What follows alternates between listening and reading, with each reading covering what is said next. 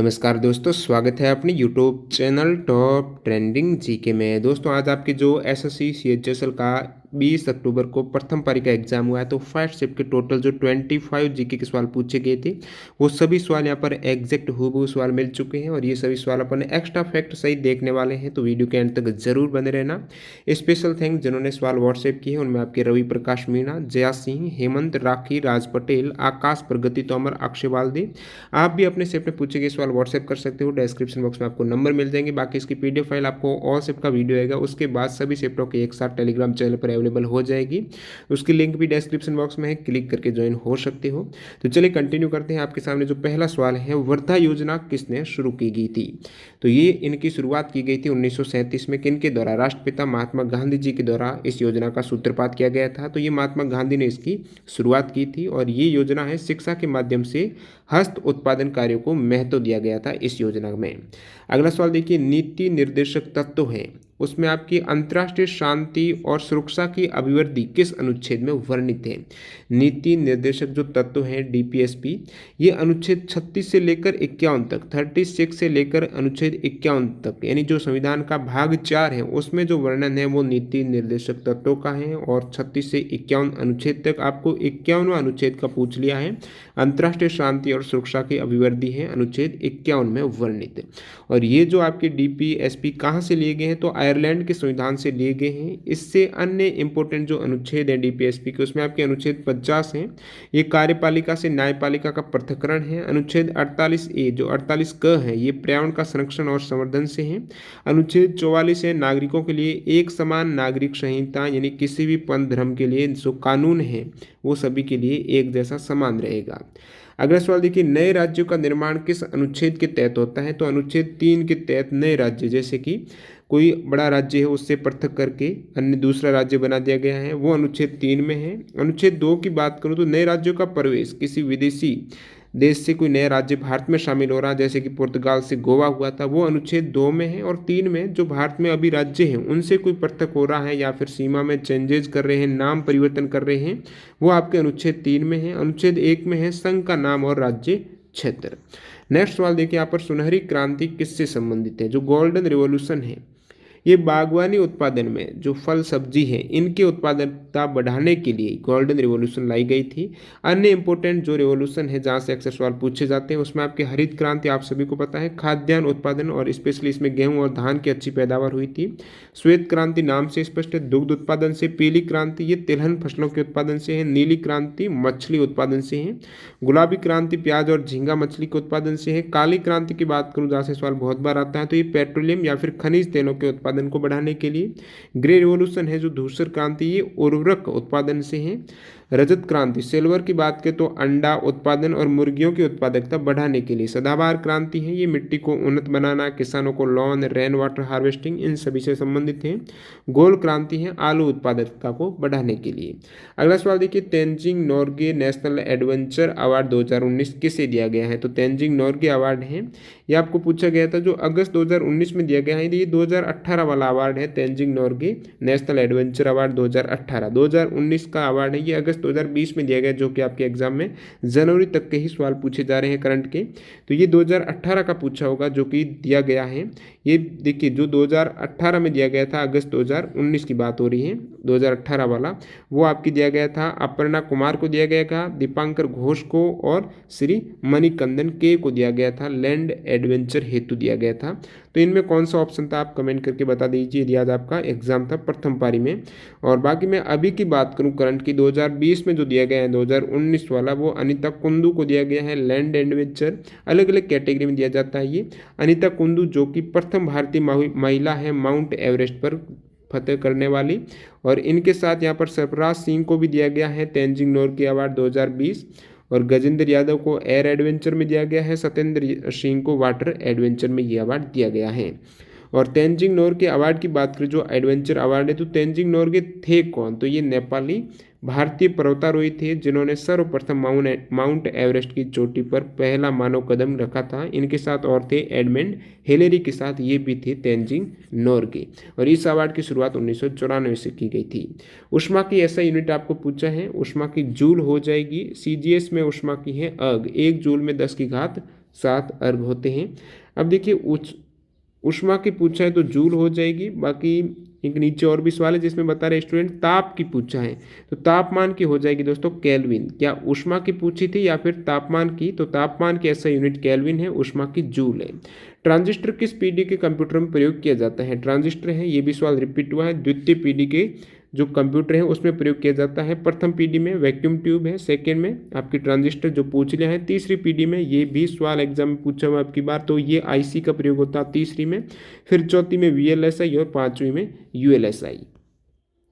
अगला सवाल, प्राथमिक विद्यालयों में जो आपकी मिड डे मील योजना है इसकी शुरुआत करने वाला प्रथम भारतीय राज्य कौन सा है? तो प्रथम स्टेट जो कि इंट्रोड्यूस किया था नून मील प्रोग्राम है, ये तमिलनाडु में की गई थी। मध्याह्न भोजन योजना तमिलनाडु में सबसे पहले की गई थी, 1962 के आसपास की गई थी।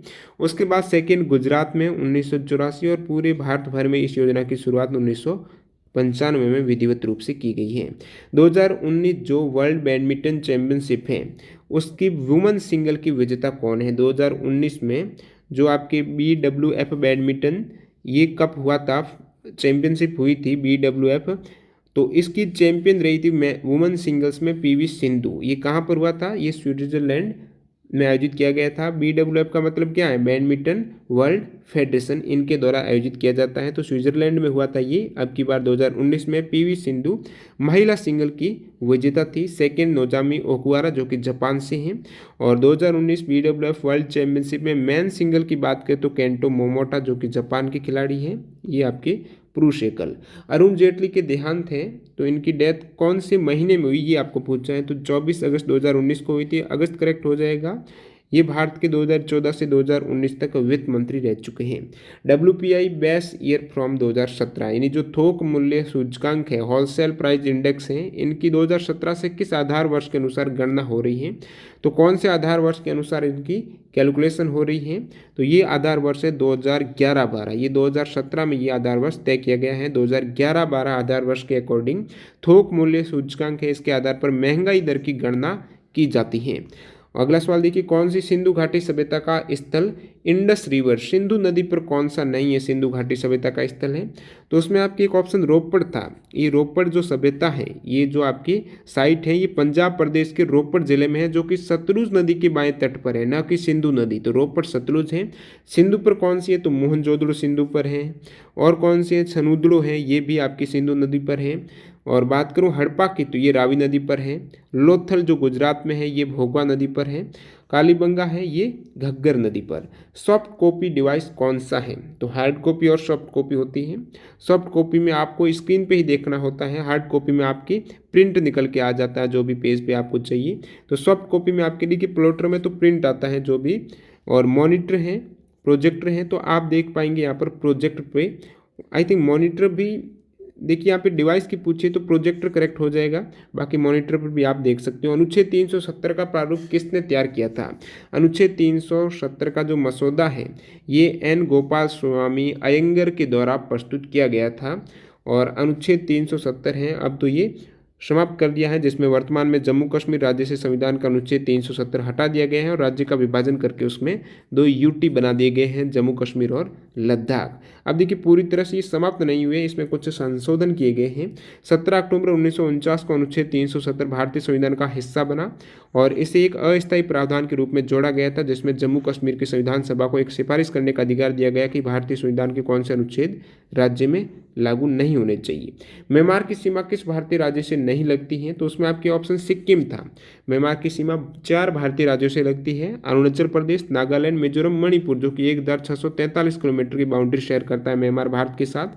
अन्य जो भारत के पड़ोसी देश हैं जो भारतीय राज्यों से बाउंड्री शेयर करते हैं, यहाँ से अक्सर सवाल पूछे जा रहे हैं अब की बार, तो नेपाल से जो 1850 किलोमीटर बाउंड्री है, उत्तराखंड, उत्तर प्रदेश, सिक्किम, पश्चिम बंगाल, बिहार से लगती है। बांग्लादेश की सीमा है ये असम, पश्चिम बंगाल, मिजोरम, मेघालय और त्रिपुरा से लगती है। पाकिस्तान की बात करें तो जम्मू कश्मीर, राजस्थान, गुजरात और पंजाब से।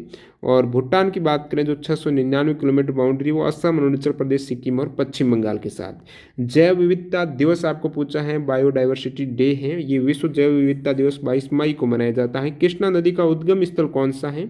तो कृष्णा नदी है ये महाबलेश्वर, जो कि महाराष्ट्र में है, तो महाबलेश्वर से निकलती है। कृष्णा नदी की उप नदी की बात करें तो उसमें आपकी कोडानी वेना, कोयना, पंचगंगा, दूधगंगा, तुंगभद्रा, घाटप्रभा, मालप्रभा, मूसी और भीमा ये उपनदियां हैं। कृष्णा नदी के किनारे कौन सा शहर है? तो विजयवाड़ा है। और मूसी नदी के किनारे है हैदराबाद।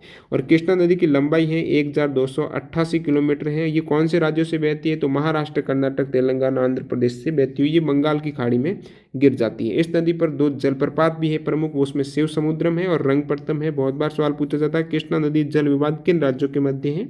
तो महाराष्ट्र, कर्नाटक और आंध्रा के मध्य। अगला सवाल देखिए यहाँ पर, खुआंग किस राज्य का वाद्य यंत्र है? म्यूजिक इंस्ट्रूमेंट से आपके पूछ लिया है।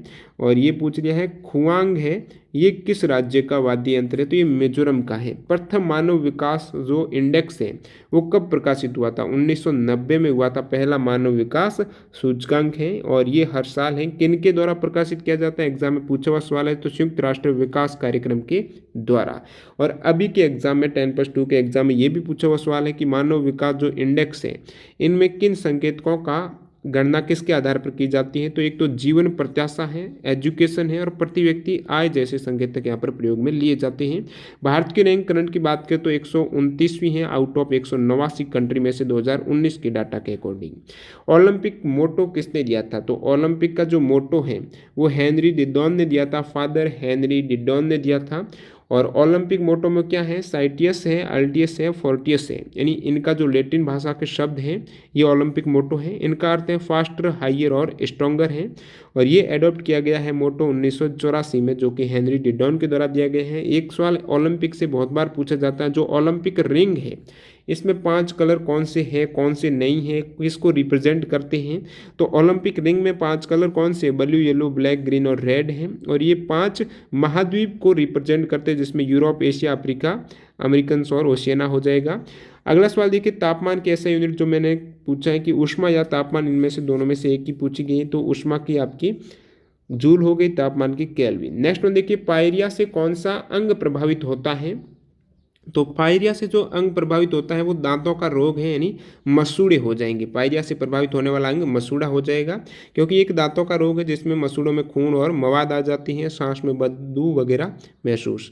अमेरिका में गवर्नर बनने वाले प्रथम भारतीय मूल के व्यक्ति कौन है? तो बॉबी जिंदल है। ये 2008 में अमेरिका में लुइजियाना जो स्टेट है उनके गवर्नर बने गए, जो कि प्रथम भारतीय हैं ये गवर्नर बनने वाले।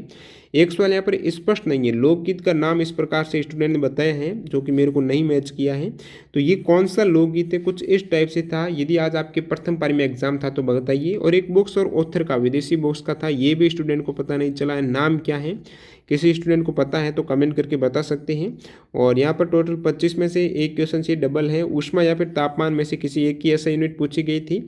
एक आपके जो 25वां क्वेश्चन है वो केमिस्ट्री का ही है, जिसमें पूछा गया था आपकी रासायनिक जो अभिक्रिया है उस पर रासायनिक अभिक्रिया है वो कब शो नहीं होती है, उसमें कुछ ऊंचाई में परिवर्तन, रंग में परिवर्तन, ऐसा कुछ करके था, वो भी स्पष्ट नहीं हो पाया। तो यहाँ पर टोटल 25 सवाल मैंने बता दिए हैं।